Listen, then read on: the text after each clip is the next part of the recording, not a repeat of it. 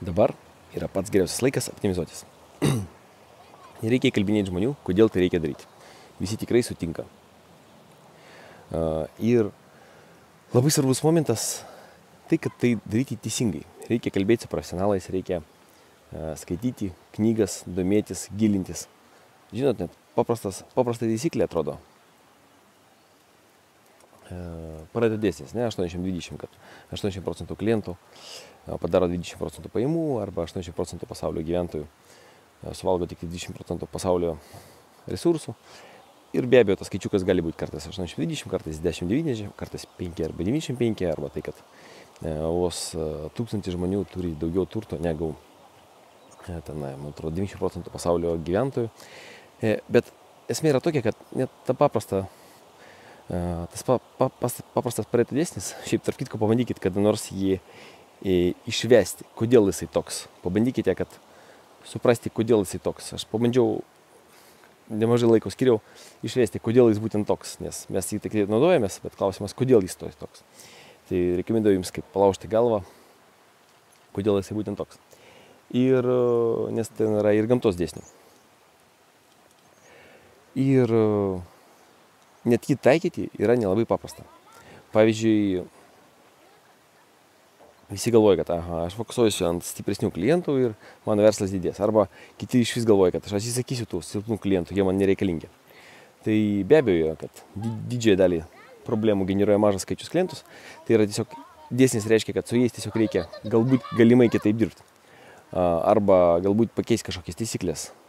Bet esmė yra tokia, man labai patiko vienas mano draugas mobilių telefonų, vienas lyderiaujančių pardavėjų Lietuvoje. Mes su juo kalbėjom, sakom, jeigu pasimti 80% pajamų, tai jos sudaro tik 20% asortimento. Mes galim dar kartą iš tų 80% telefonų pasimti dar 20%. Tai gaunasi 4% telefonų, 20x20 sudarys 64% asortimento, kas yra 80x80%. Tada pasimti iš jų dar 20%, kurie padaro pagrindinės pajamas, tai gaunasi iš 4% kad 20, tai gaunasi 0,8%, o 64 iš 0,8, tarkim 50% suapalinsim. Tai gaunasi 1% telefonų padaro 50% pardavimų. Tai tada gal ir paliekam tą telefoną ir viskas, ir ant kitų nefokusuojamės. Šiaip kai kurie taip daro, negaliu pasakyti, kad tai yra netinkamai, bet visi supranta, kad kai ateinam į Maksimą, norim turėti pasirinkimą ir kai kurie perka brangesnės prekės tik dėl to, kad yra pigios. Tai esmė yra tokia, kad turėti tos 20% ar galbūt tai 1% turtingiausių klientų, reikia turėti ir visą tą plačiąją masę. Tai atrodo tokia paprasta taisyklė, bet mes matom, kaip ją galima absoliučiai skirtingai taikyti. Tai lygiai taip pat prie optimizavimo yra labai gerų knygų, 12 Emersono dėsnių, Goldrata. Mes greitai rašysim growth hacking kursą, Lean Startup ir taip toliau. Tai tikrai yra apie optimizavimo aibė tikrai gerų knygų. Tai dabar tiesiog noriu priminti, kad dabar yra pats geriausias laikas, nieko kalbinėti nereikia, verslas to prašosi ir tam pagaliau atsirado arba laikas, arba resursai.